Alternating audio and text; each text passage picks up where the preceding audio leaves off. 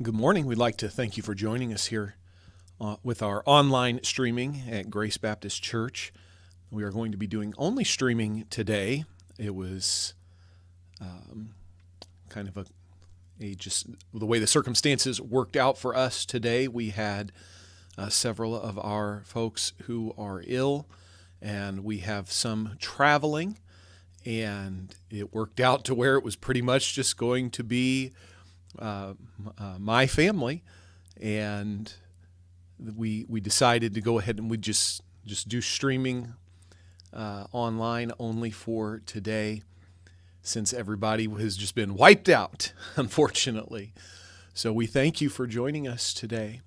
We're going to be looking in the book of Jeremiah. Jeremiah chapter 2 is where we'll be this morning.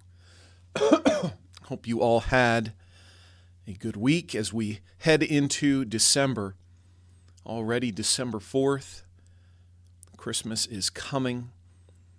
We've gotten our decorations up in our home, got our tree up, and we are getting into the spirit of things. So we did last week they did the lighting for the Christmas lights in our downtown area. And they had Santa Claus riding on the fire truck, and our littlest child, our youngest son, was quite enthralled, quite excited about that. So it's one of the great things about having children is you get to enjoy that part of Christmas all over again, and it's just exciting. It's fun. I hope that you folks are able to have similar experiences, and that this can be an exciting time for everybody. I know that we probably all suffer a little bit of holiday burnout. It's hard not to, especially with the way it's been so commercialized, but I hope that we can insulate ourselves from that and still find real joy, real peace during this holiday time of year with Thanksgiving and Christmas. And I really hope that you folks are able to do that as well. Lot going on, of course, with traveling, with gifts, with events. I'm sure we'll go see more Christmas light displays, and with the shopping, all that, all of the rigmarole. I hope that we can all find in the middle of that a moment to stop and really think about what it's all about, as they say. So, hope that you're enjoying this time of year so far. Jeremiah chapter 2, have a message I'd like to share with you here. We're just going to, since it's just streaming today, we're just going to dive right into this. And we want to read Jeremiah chapter 2. I'm going to read the entire chapter. And then I would like to see what we can learn today from this, from the life of Jeremiah, from his ministry, from his mission. I think this is an area that we definitely need to address. We need to understand, but it's one of those things that's kind of behind the scenes a little bit. Maybe not, it's not as overt as maybe in times past, or maybe based on our perceptions. And it has to deal with this idea of idolatry. Let's start reading in Jeremiah chapter 2 in verse 1. It says, "Moreover, the word of the Lord came to me, saying, Go and cry in the ears of Jerusalem, saying, Thus saith the Lord, I remember thee, the kindness of thy youth, the love of thine espousals, when thou wentest after me in the wilderness, in a land that was not sown. Israel was holiness unto the Lord, and the firstfruits of his increase." Interesting, holiness unto the Lord. That is exactly what, if you'll think back into the book of Exodus, that is exactly what the plate that was engraved, and it was on the crown that the priest wore. That's what it said. It said, holiness to the Lord. That was the driving theological, philosophical concept behind the entire children of Israel, politically, culturally, religiously. It was all about that, holiness to the Lord. And that's what he's saying here. He says that's what Israel was. Israel was holiness unto the Lord, and the first fruits of his increase. All that devour him shall offend. Evil shall come upon them, saith the Lord. He's talking about what Israel used to be, back when they were what they should be. In verse 4 he says, hear ye the word of the Lord, O house of Jacob, and all the families of the house of Israel. Thus saith the Lord, what iniquity have your fathers found in me, that they are gone far from me, and have walked after vanity, and are become vain? Neither said they, where is the Lord that brought us up out of the land of Egypt, that led us through the wilderness, through a land of deserts and of pits, through a land of drought and the shadow of death, through a land that no man passed through, and where no man dwelt? He's saying here, what is so wrong with me? This is what God is saying. What is so wrong with me? What have I done that your fathers would turn on me in this way, that they would forsake me in this way? Verse 7, he says, and I brought you into a plentiful country, to eat the fruit thereof and the goodness thereof. But when ye entered, ye defiled my land, and made mine heritage an abomination. The priests said not, where is the Lord? And they that handle the law knew me not. The pastors also transgressed against me, and the prophets prophesied by Baal, and walked after things that do not profit. Wherefore, I will yet plead with you, saith the Lord, and with your children's children will I plead. For pass over the isles of Chittim and see, and send unto Kedar, and consider diligently, and see if there be such a thing. Now, he's getting ready to make a point here. He says, I'm going to try and reason with you. I'm going to try and wake you up a little here. He says, I want you to think about this. I'm going to ask you a question. Verse 11, hath a nation changed their gods, which are yet no gods? But my people have changed their glory for that which doth not profit. Be astonished, O ye heavens, at this, and be horribly afraid. Be ye very desolate, saith the Lord. For my people have committed two evils. They have forsaken me, the fountain of living waters, and hewed them out cisterns, broken cisterns, that can hold no water. Is Israel a servant? Is he a homeborn slave? Why is he spoiled? Spoiled there, not referencing the idea of spoiled like we think of when we spoil a child, spoiled as in defiled and ruined. Verse 15 says, the young lions roared upon him and yelled, and they made his land waste. His cities are burned without inhabitant. Also the children of Noph and Tahpanhes have broken the crown of thy head. Hast thou not procured this unto thyself, in that thou hast forsaken the Lord thy God, when he led thee by the way? And now what hast thou to do in the way of Egypt, to drink the waters of Sihor? Or what hast thou to do in the way of Assyria, to drink the waters of the river? Thine own wickedness shall correct thee, and thy backslidings shall reprove thee. Know therefore and see that it is an evil thing, and bitter, that thou hast forsaken the Lord thy God, and that my fear is not in thee, saith the Lord God of hosts.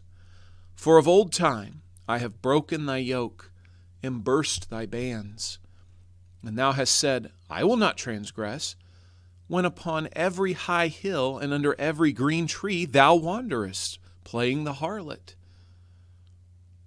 Yet I had planted thee a noble vine, wholly a right seed, How then art thou turned into the degenerate plant of a strange vine unto me? For though ye wash with nitre, and take thee much soap, yet thine iniquity is marked before me, saith the Lord God. How canst thou say, I am not polluted, I have not gone after Balaam? See thy way in the valley, know what thou hast done. Thou art a swift dromedary traversing her ways, a wild ass used to the wilderness, that snuffeth up the wind at her pleasure. In her occasion who can turn her away? All that seek her will not weary themselves. In her month they shall find her. Withhold thy foot from being unshod, and thy throat from thirst. But thou saidst, there is no hope. No, for I have loved strangers, and after them will I go. As the thief is ashamed when he is found, so is the house of Israel ashamed. They, their kings, their princes, and their priests, and their prophets, saying to a stock, Thou art my father, and to a stone, Thou hast brought me forth. For they have turned their back unto me, and not their face. But in the time of their trouble they will say, Arise, and save us. But where are thy gods that thou hast made thee? Let them arise, if they can save thee in the time of thy trouble. For according to the number of thy cities are thy gods, O Judah. Wherefore will ye plead with me? Ye all have transgressed against me, saith the Lord. In vain have I smitten your children. They received no correction. Your own sword hath devoured your prophets, like a destroying lion. O generation, see ye the word of the Lord. Have I been a wilderness unto Israel, a land of darkness? Wherefore say my people, We are lords, we will come no more unto thee. Can a maid forget her ornaments, or a bride her attire? Yet my people have forgotten me days without number. Why trimmest thou thy way to seek love? Therefore hast thou also taught the wicked ones thy ways. Also in thy skirts is found the blood of the souls of the poor innocents. I have not found it by secret search, but upon all these. Yet thou sayest, Because I am innocent, surely his anger shall turn from me. Behold, I plead with thee, because thou sayest, I have not sinned. Why gaddest thou about so much to change thy way? Thou also shalt be ashamed of Egypt, as thou wast ashamed of Assyria. Yea, thou shalt go forth from him, and thine hands upon thine head, for the Lord hath rejected thy confidences, and thou shalt not prosper in them. Now, we understand when we look at the history, that's the end of the chapter, by the way. We understand when we look at the history of Israel, we see, and we've discussed this many times, we see the pattern that they fall into so many times where they turn to other gods. And there's different theological arguments and discussions about this. There's even philosophical debates about this. There's an idea that it's the idea of the turnings. They call it the turnings, where the basic premise is this idea that good times breed weak men breed bad times breed good men, and it's this cycle that continues. I mean, even the world, even philosophical thinkers, sociological thinkers over history have recognized patterns such as this. But we see in Scripture, and particularly in the children of Israel, we see this natural cycle that happens. Things are good, and then they start to creep away from God, and they start looking at other gods from the nations around them, the heathen nations that did not believe in Jehovah. And they start following after those gods, and then God has to punish them and deal with them, and then eventually they're brought back to some degree of not dedication, that's not the right word I want to use, some degree of faithfulness to the one true God. And we've seen that play out many, many times. It starts from the very beginning of the children of Israel, right? We see it in Exodus. There, before God has even finished giving them the law, before God has even actually completed forging them, welding them into a cohesive nation, culture, that they're at Sinai. They had already started to question. They were already saying, make us gods to Aaron. And we see they just keep on repeating this. They just keep on falling into this trap over and over for hundreds and hundreds of years. We see it all throughout the book of Judges, of course. We see it during the times of the kings through not so much during 1st and 2nd Samuel, but after the split, after the civil war, we see, you'll remember, Solomon becomes the king, and then when he passes, his son Rehoboam is going to take over, and that is when the kingdom splits.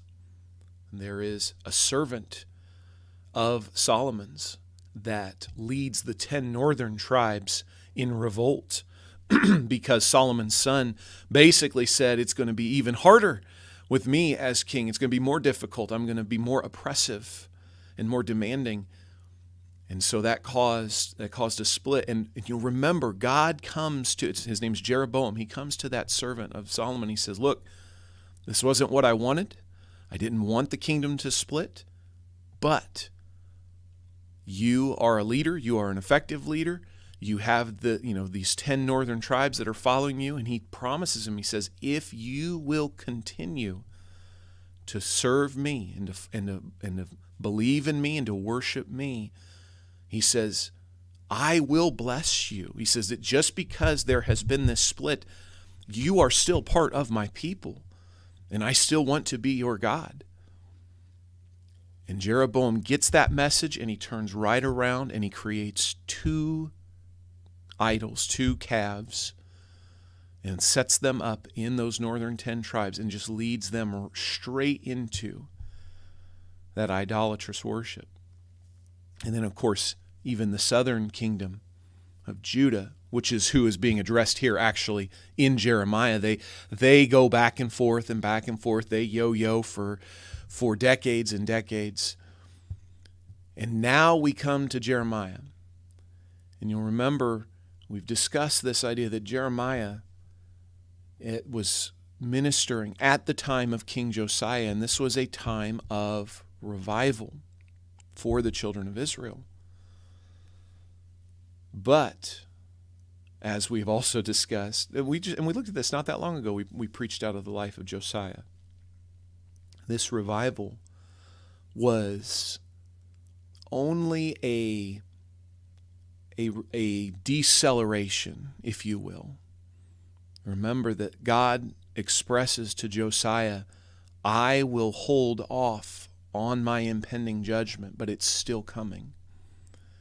And he's working through Josiah, he's working through Jeremiah, through Jeremiah's ministry to try to reach these people. And in Jeremiah, I feel we see this I don't want to say last-ditch effort. That's because it makes it sound like God has done all he can, and that's not the right way to frame it. But it's just here. It's at the end of the rope here for Israel. God is giving them one last message, if you will, that they need to stop, they need to turn around. And one of the big areas he wants to address is this idea of idolatry. This is chapter 2 of Jeremiah. In chapter 1, we see he calls Jeremiah, in a very general way, expresses to him what he's going to do and what his message is going to be, what his ministry is going to be. And then in chapter 2, he jumps right in with the main idea, and he says, we've got to deal with this. And even though we've seen Israel go through this over and over and over, I feel that nowhere does God break it down in such a vivid way than he does here in Jeremiah chapter 2. And he says, my people have forsaken me for these other gods, for these idols. And it is, that is it. That is the big thing, right? That is the big no-no for them. There have been many times throughout the children of Israel's history where they messed up, right? They messed up when they complained when they were traveling from Egypt to the promised land. They would complain, and God would come down and he would punish them. He would send a plague, or he would send the serpents or something like that, right? They or he'd send the quail, so much quail that it made them sick. And he would do those kinds of things. He would send fire into the camp. He would have the earth open up and swallow certain people at certain times. There would be these punishments. There would be these judgments. We see it even into the kings. Think about David. Think about David numbering the people, and God sends judgment on the children of Israel. And thousands lose their lives because of that. And we see those missteps over the centuries. But the big no-no, the one thing that God says, this is the one thing I cannot tolerate at all. You complained, you disobey sometimes, but this is the thing, this turning to other gods. And I believe this is such an important message for us, and this passage especially. This is so important for us to understand, because I believe that we see in our people today a very similar inclination, a very similar trend. People are turning from God, and they're turning to false gods. And it might not be the false gods that are described here or pictured here. He talks about here in this chapter, he says at one point, right, he says you say to stock and stone, right, to the wood and to the rock, that you are my God, that you are the one who created me. And he says he's pointing out that that's ridiculous. And that's not necessarily, I mean, not to that degree.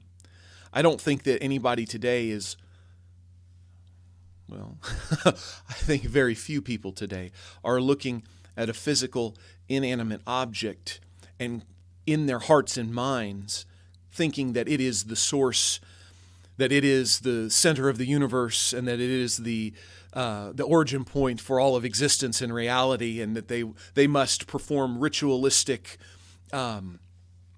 practices to this object. I'm not saying that that's necessarily what is happening in any kind of widespread way. Maybe that's happening somewhere. Maybe.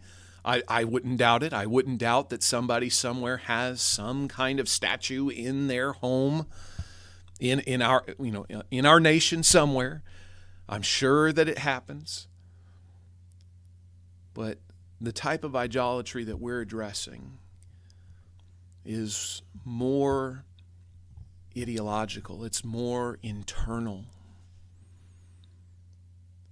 Not to say that physical things can't be involved. I do think that there is materialism, consumerism that is rampant in our society today, that people, it might not be that it's a thing that they worship, but it's things in general, that it's having things, that part of it.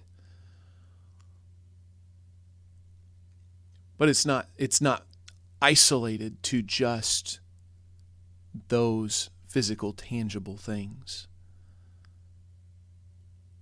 or money or greed. We see, I believe, much more what we're seeing now is idolatry of the mind, idolatry of the heart, where people are chasing after these other ideas looking for answers, looking for reasons.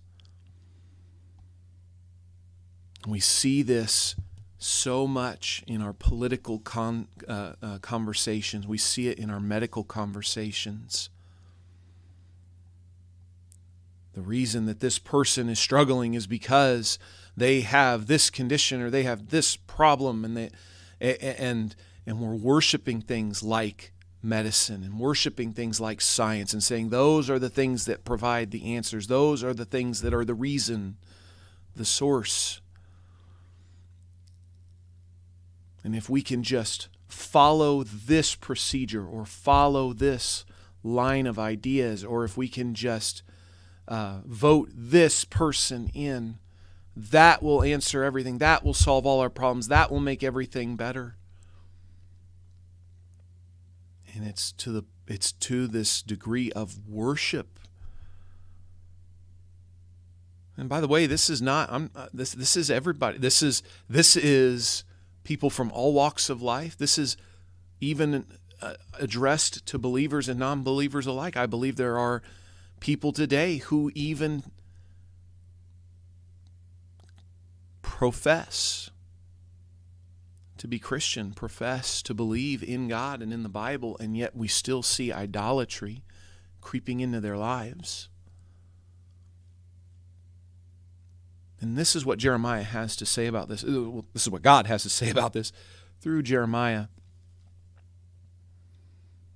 And why I think we need to pay attention to this passage. I think this applies so much to us today. I've got 3 ideas from Jeremiah chapter 2. 3 ideas about dealing with idolatry that I think we as true believers must understand. Excuse me. So we're going to get into this, and hopefully this can help us as we interact with those around us day by day. First thought we want to look at this morning when it comes to dealing with idolatry from Jeremiah chapter 2 is the indications of idolatry. We go through this chapter and we see all these little hints, all these little cues that God mentions that point to this idea that idolatry is occurring. I look through this verse, these verses. I'm just going to go down the line here and point these out to you as well and see how they apply to us today, how we see these things in our own culture today. Let's start back in verse 8 of chapter 2. It says, "The priests said not, 'Where is the Lord?' And they that handle the law knew me not. The pastors also transgressed against me, and the prophets prophesied by Baal, and walked after things that do not profit." The first indication of idolatry is disorder. Disorder, particularly among our leadership, and particularly among our religious leadership. We see corruption. We see all these mixed messages. We see conflicting ideas. And by the way, not conflicting ideas as far as what color the carpet should be in our churches, or should we have pews or chairs? We were discussing that yesterday.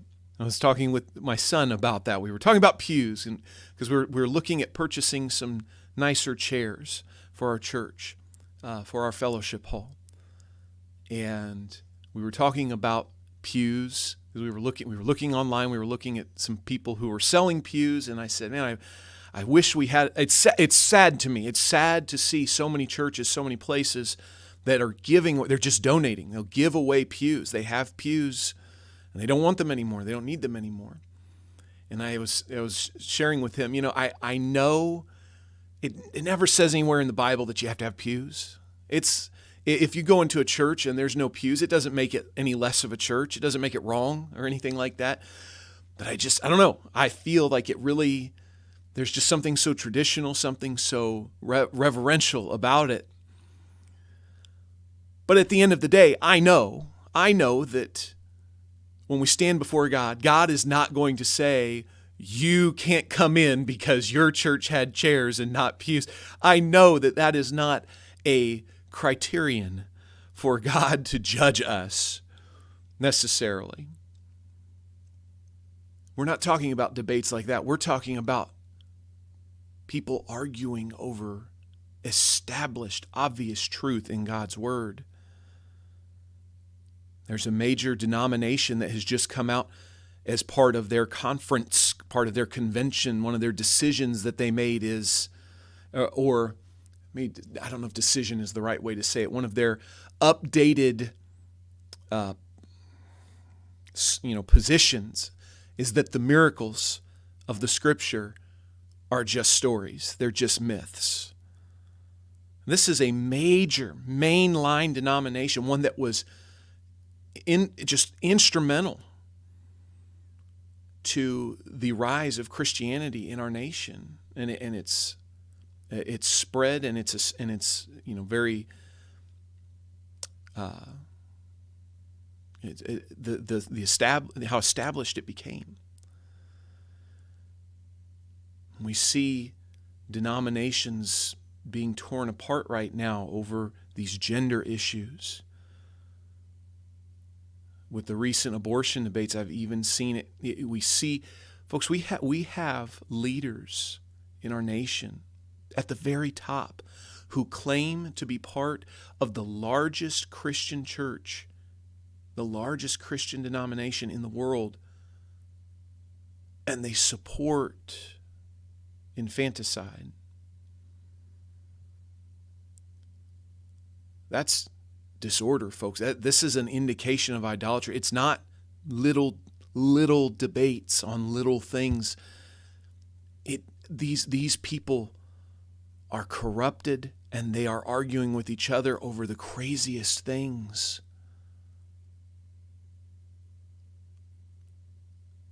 Ezekiel chapter 22 describes them in a similar way. It says they are wolves. They're all about profit. They're all about themselves. They're all about the power. They're all about the control. And they're ignoring what they're actually supposed to be there to do. We see disorder with our leadership. We see distinction. Look at verses 10 and 11. For pass over the isles of Chittim and see, and send unto Kedar, and consider diligently, and see if there be such a thing. Hath a nation changed their gods, which are yet no gods? But my people have changed their glory for that which doth not profit. Here, remember going back, I said God's getting ready to make a point here. God is showing them, he says, do you see how ridiculous this is? He says, even idol-worshiping nations don't turn on their idols like you guys have turned on me. They are more faithful to their false gods than you are to the true God. He says, no other nation does this.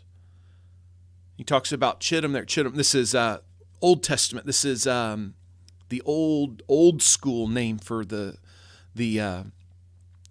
island of Cyprus. And we see he talks about Kedar.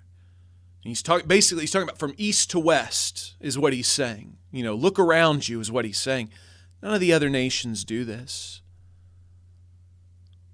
None of the other nations act like this. None of the other nations are this conflicted in and of themselves, have this inner conflict, this inner question of what they are, this crisis, identity crisis about what they are. And folks, if that isn't a good description of what we see today in our own nation, we see we are a nation divided. We are a nation undergoing a major identity crisis in a way that no other nation does. You might have a country that has a civil war, but that's just, a lot of the vast majority of the time in these smaller, poorer nations, when they have these civil wars, it's just evil, corrupt people fighting other evil, corrupt people for who's going to be in charge. That's all part of what they are and what they have been for a very long time.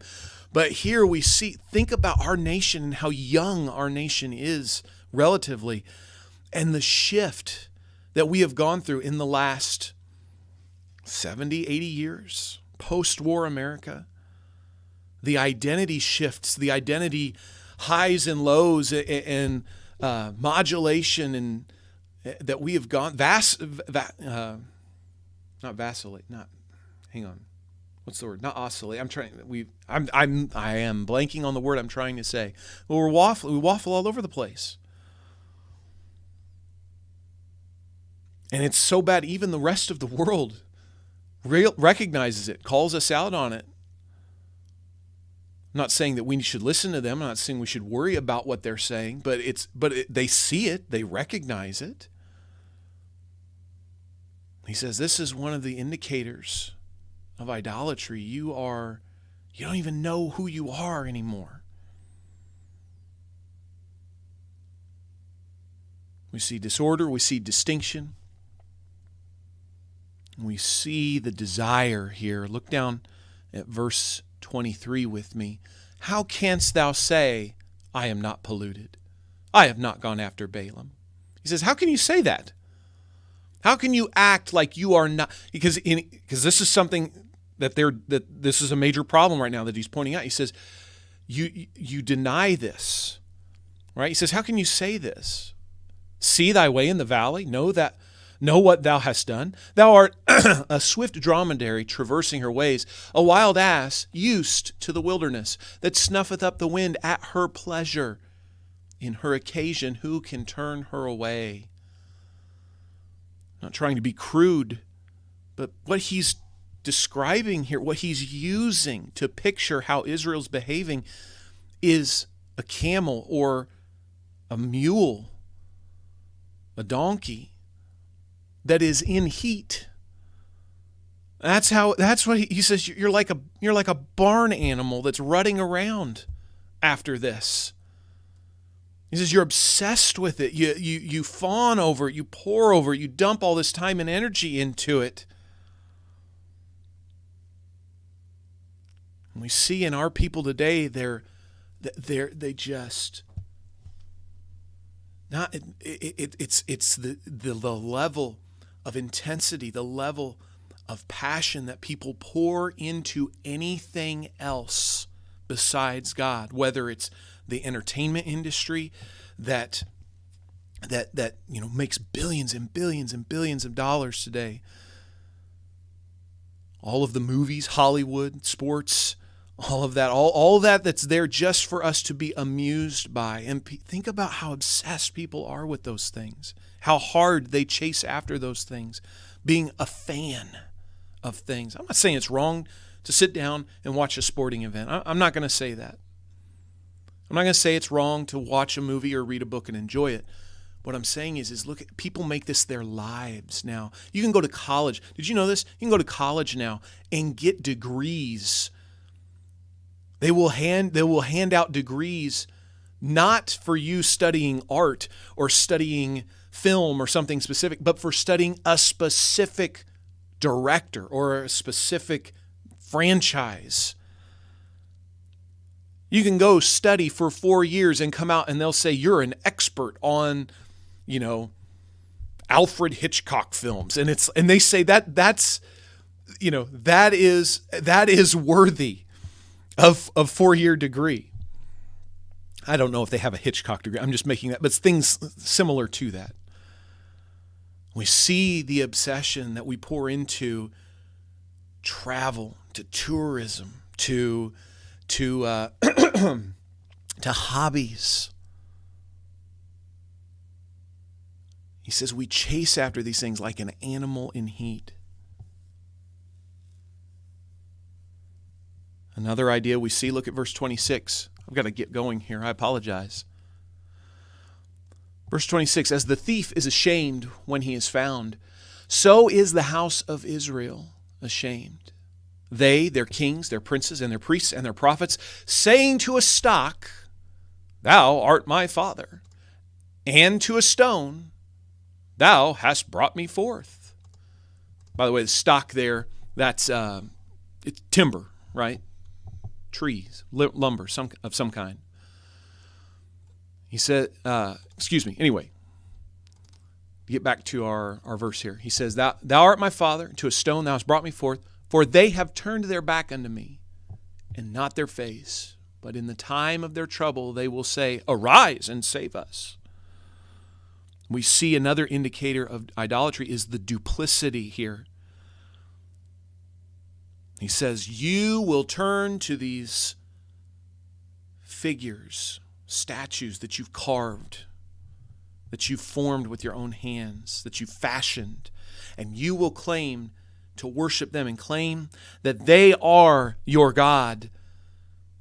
And you will turn your back on me. He says, until, what's he say? The time of their trouble. He says, until things go south. Things get bad, and then all of a sudden, you find Jesus. You get real dedicated real quick.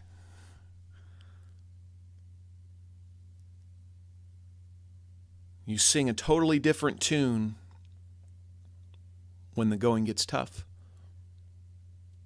And boy, how often do we see this?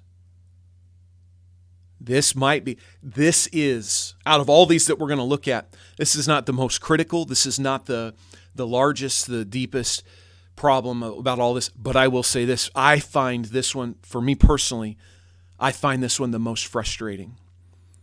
It just galls me to watch people day by day complain and throw tantrums and be outraged about everything else, about everyone else and what they're doing and how awful everyone else is.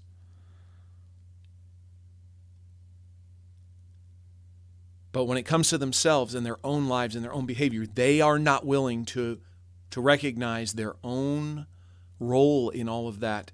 They are not willing to recognize that the reason for that is because so many have turned their back on faith, have turned their back on God.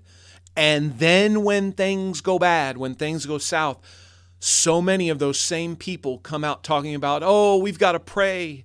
Oh, we need God to help us, right? Folks, I was a junior in high school when the planes hit the towers. It was a defining moment for people in my age group. We'd never experienced anything like that. And it has shaped much of the last 20 years of our lives. I am not in any way trying to denigrate the people who lost their lives that day, the people who sacrificed their lives. Flight 93 over Pennsylvania, those people. Do you want to talk about heroes? Those were heroes. Those are the kind of people that we should recognize, that we should lift up and encourage our children to emulate. And I'm not in any way trying to denigrate that or downplay the significance of that event. But what I will point out is this. Look at what happened in the months after that. God bless America. All of a sudden, everybody got real patriotic, and with that, they got real religious real fast for a little while, and then it died off. And then, other big disasters start happening. Katrina, things like that. And we see, and of course, what's different now is the media. We have the social media, we have the internet, that people can express these things now in a way that they couldn't before. We see these tragedies happen, these big things happen, and it's, oh, where is God? And even the people who are against God, that's when they will come out and they'll talk about God. Well, if there is a God, why does he let this happen, right? That's what he's pointing out here. He says, you will follow this stuff that's ridiculous. You will point to these things. You will chase after these things that cannot solve, that cannot help, that cannot fix anything for you. But when it gets real, Arise, save us. All of a sudden, you become a prayer warrior. Duplicity. I got 3 more indicators here. I'm going to share these indicators with you, and then we're going to end for this morning. We're going to break this up into 2 parts. I hadn't intended on doing this, but I think it will serve. I think it will serve well as a 2-part message. We can set this up by discussing how we see this idolatry, and then we'll talk about what it means this afternoon. But 3 more indicators. The next one we want to look at, this is the 5th one that I have, and it's this idea of dominance. Another indicator of idolatry is dominance, and by that I mean how dominant the idol worship becomes. Look at verse 28. It says, "But where are thy gods that thou hast made thee? Let them arise, if they can save thee in the time of thy trouble." Now look what he says. "For according to the number of thy cities are thy gods, O Judah." He says it's not just that you pour so much into this idolatrous worship. He says you have multiplied these gods. He says you come up with anything you can to worship. He says you've got more gods than cities. It's if you want to take the time, you can look with me, turn a few pages to Jeremiah chapter 11. Jeremiah chapter 11 and verse 3. Or not verse 3, excuse me. Verse 13. It says, "For according to the number of thy cities were thy gods, O Judah." He's going to take it a little farther here in this verse. He says, "And according to the number of the streets of Jerusalem have ye set up altars to that shameful thing, even altars to burn incense unto Baal." He says, you have allowed this idolatrous worship to permeate everything. It has surrounded you. It encompasses you. I'm going to apologize right now for the passing train. I have no control.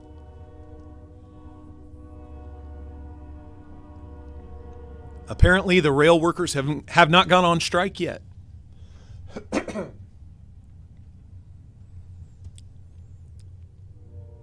And I don't want to spend any more time here because we basically discussed this just a minute ago, but this idea of how dominant these things have become, how we surround ourselves. Everything has become about experts. Everything has become about educational institutions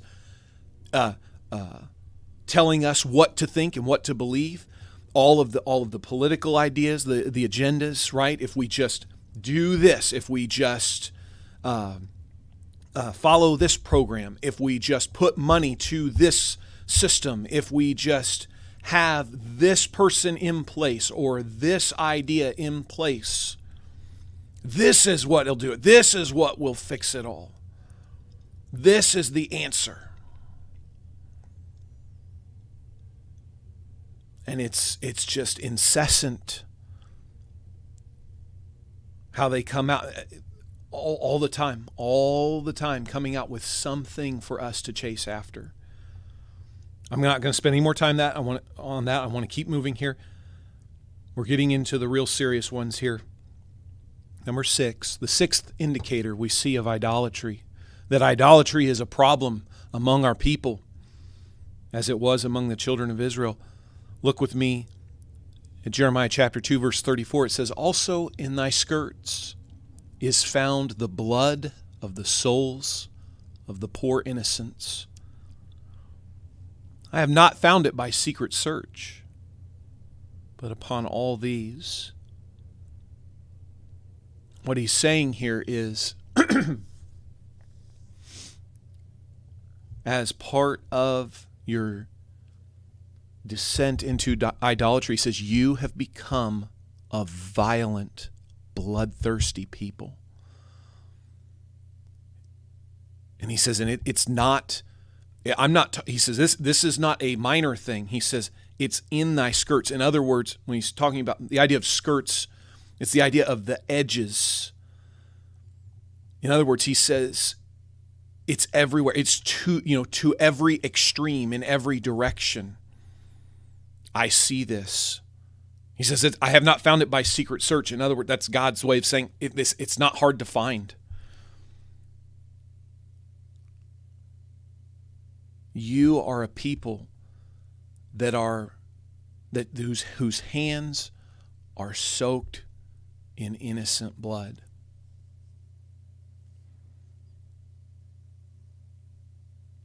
We turn on the news today, we see so much in the way of violence.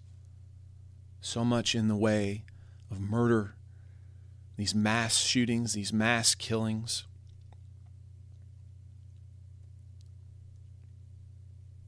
And of course, none of it compares to the 50 million souls that we've vacuumed out of existence in abortion clinics since 1973.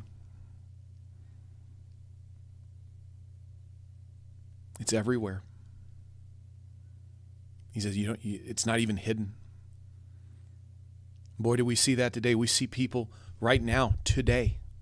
You have people coming out. They're not just, it's not just an agenda item for them. It is a mark. It's a badge of honor for them. There is a woman, I'm going to say her name. Her name's Lena Dunham. Look up Lena Dunham. Celebrity. And a few years ago, she actually made the statement. She says, I am sad that I never had an abortion. I wish I could have had an abortion. I wish I had a reason to have an abortion.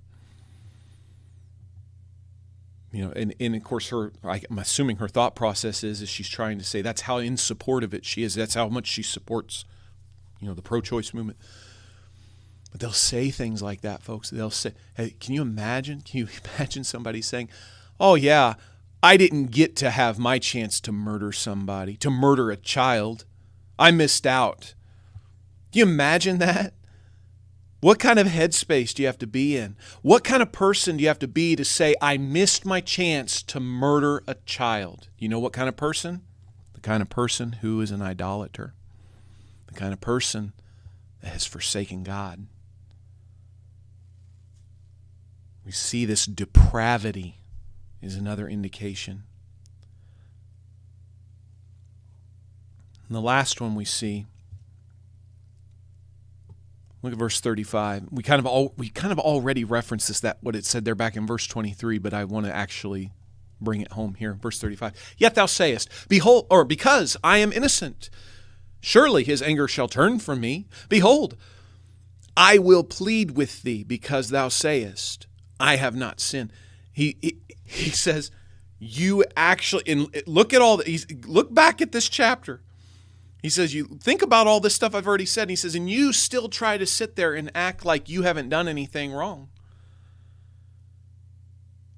We see these claims of innocence, right? And the final indication of idolatry that we see in this chapter is this: delusion. Delusion. He says, you guys are out of your minds if you think that this isn't an issue, if you think that there's not problems, if you think that you haven't actually turned from me. Proverbs chapter 30, verse 12, it says, there is a generation that are pure in their own eyes, and yet is not washed from their filthiness. That's the wildest part about all this, folks. You think back about all these things we've already mentioned, how far people will go, how much they invest in these horrible things, how much they chase these things, how like you said, like a dog in heat, they go after their wickedness, and they go after these false ideas and false teachings and their own lust, and they pursue after these things, and it just takes over their lives, and it even gets to the point where they are murderous. He says, but after all of that, he says, they try to take the position of, I'm actually a good person. I'm doing a good thing, right? We just talked about that abortion topic that it has these supporters think they're doing something good. They say, "Oh, we're standing up for women and women's rights. We're fighting these evil people." They think they are fighting evil. They're delusional.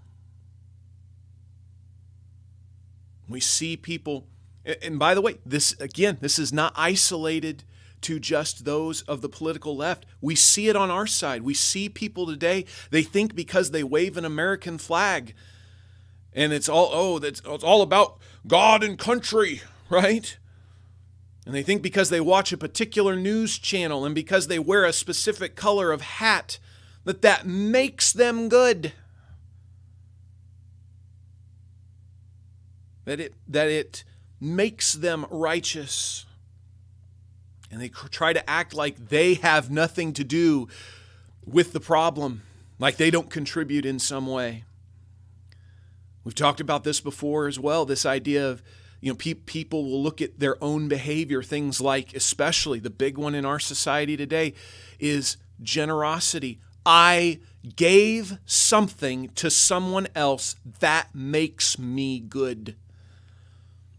And they've elevated that to the point of idolatry. They worship these charities and these foundations, and they worship the people who give to them, and they fawn over them, and they fawn over themselves, and they lift each, and everyone pats each other on the back and lifts each other up over. Oh yeah, this. If you've been noticing this, Jeff Bezos got divorced from his wife. I cannot think of her name. She got $50-something billion out of the deal. And now she's going around donating a bunch of it. And she's donating $1 billion here and $1 billion there. And everyone's just, oh, what a wonderful person. Oh, folks, she could donate 99% of every dollar she has and still be in the wealthiest 1% of this country. And it would not impact her or her lifestyle in any way. She's not some saint. She's not some martyr.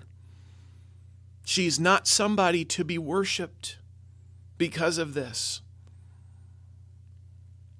It's disgusting. Am I saying she shouldn't do it? No, I'm not saying that at all. She should.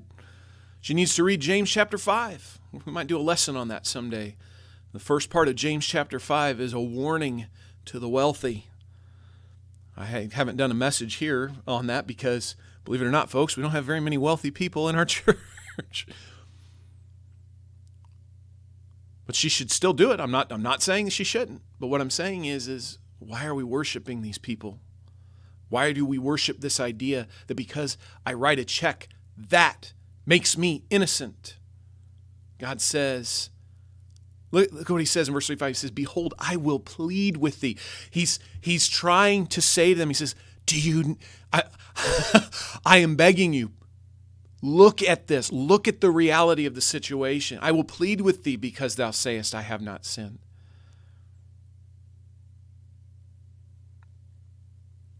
Folks, I read what this chapter says about the children of Israel, about Judah in particular. And God points out all of these things. He says, you've done this, you've done this, you've done this. This is all tied into the fact that you have left me to worship other things. And I just can't help but look at all of those items we mentioned and hold our own society up to it. And we see the same things. We live in a nation just like the children of Israel. By the way, in Jeremiah and Josiah, all through, I don't know if there's this misconception.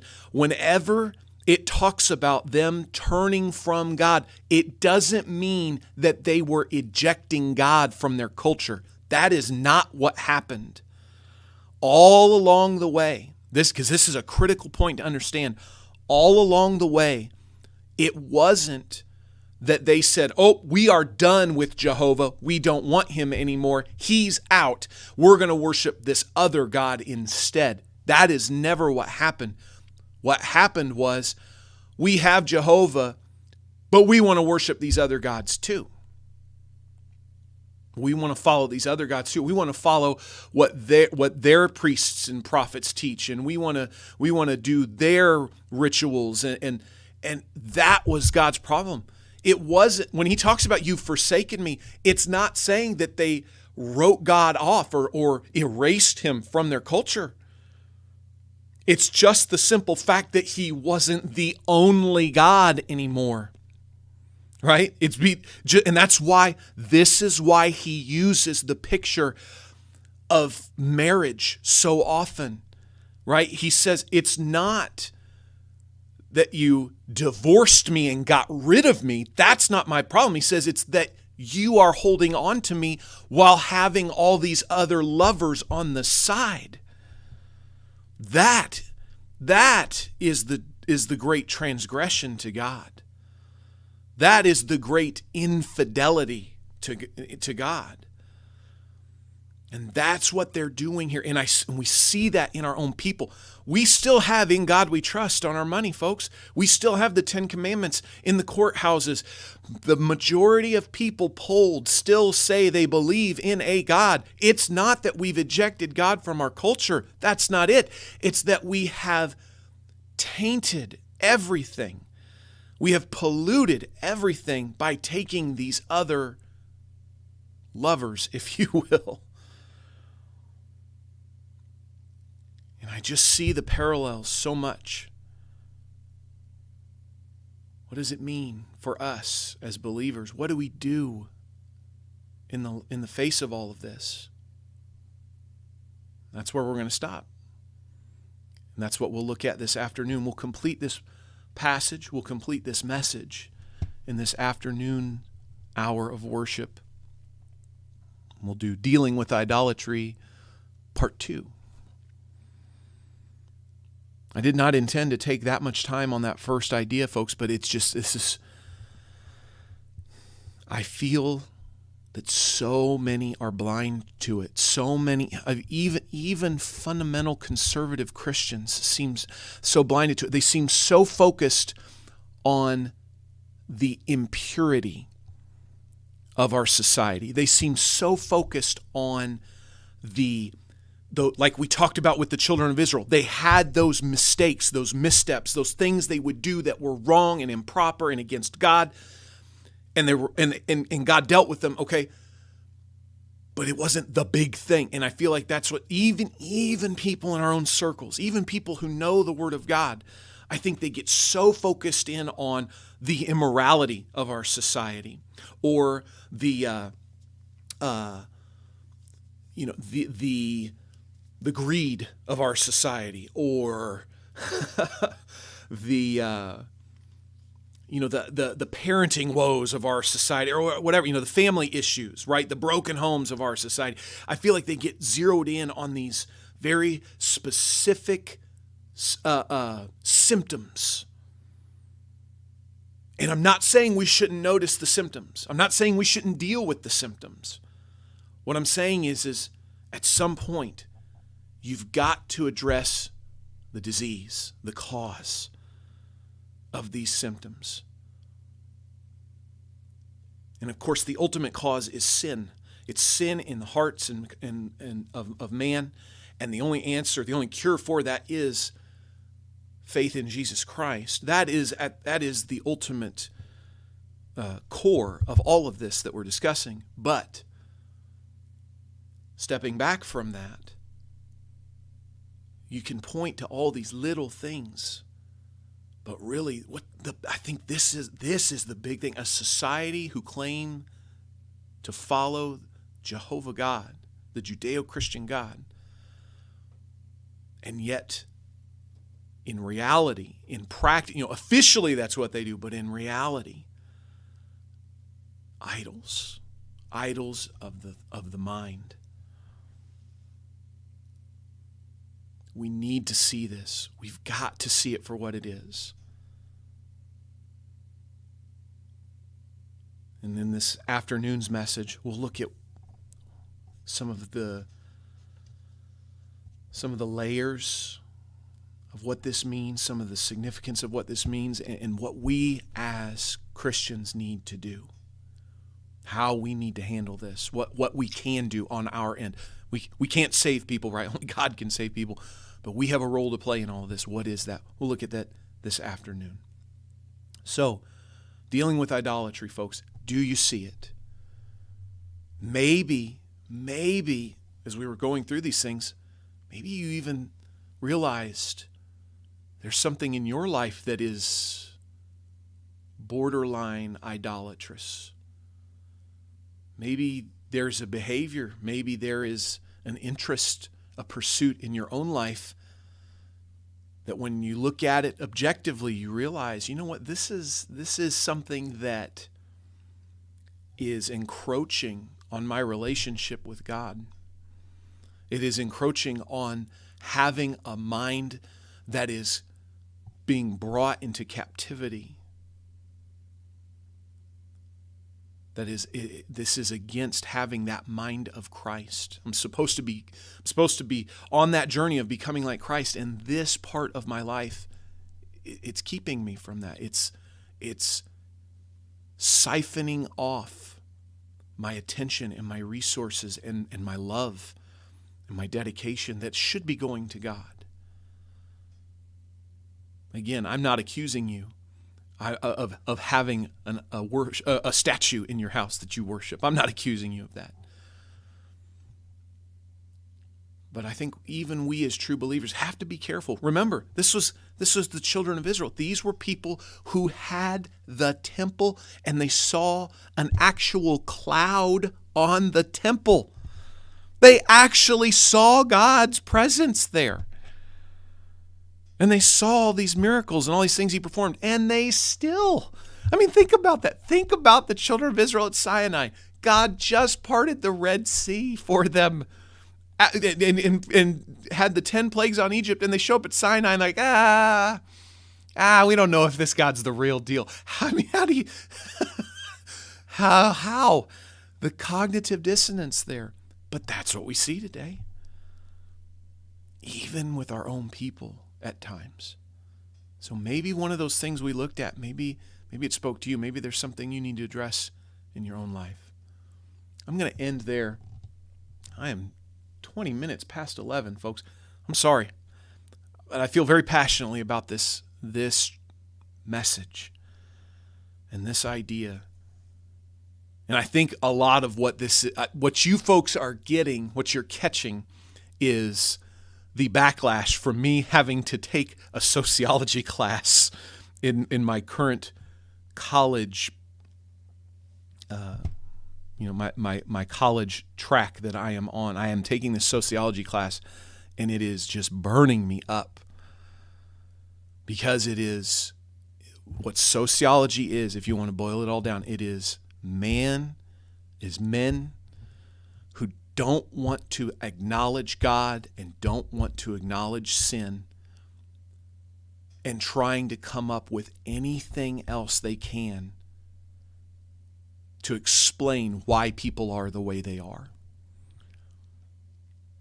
And it is so difficult to read. It is so difficult to watch and to listen and to hear these ideas that are being pumped out there to so many people today. They just want to refuse the truth, deny the truth in any way possible. Folks, this is the truth. We have a society that has fallen into idolatry. Do you see it?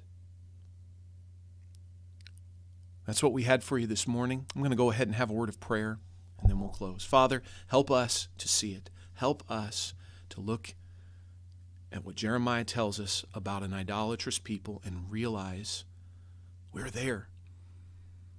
We're looking down the list of symptoms, and these symptoms are telling us we have this illness. I pray that we would not only be perceptive, but that we would be reflective as well and look at our own lives and see if we have any of these symptoms ourselves, then we would deal with that immediately.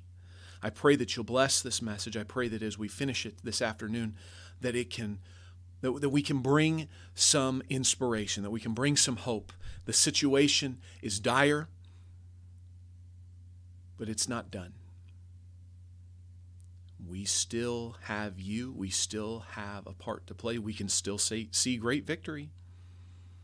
Nothing keeping us from that other than your ultimate plan. I pray that we could have a positive spirit in the face of this. People have faced this before. Your people have faced this before so many times. And yet you always give victory in some way. There's always a remnant. I pray that we would take comfort in that. Help us all to have a heart that desires revival, that desires people turning back to you. I pray that that would be a major, major driving force in our spiritual lives. We pray these things in Christ's name. Amen. Thank you, folks, for listening for so long. I know I went a long time over. I just felt like I had a lot to say. We will finish this afternoon. I'll finish my two final thoughts. My two final thoughts are much shorter than that first main idea, dealing with idolatry. Until then, please enjoy your lunch hour and your afternoon, and we will see you back here at 3 o'clock. Thank you, and God bless.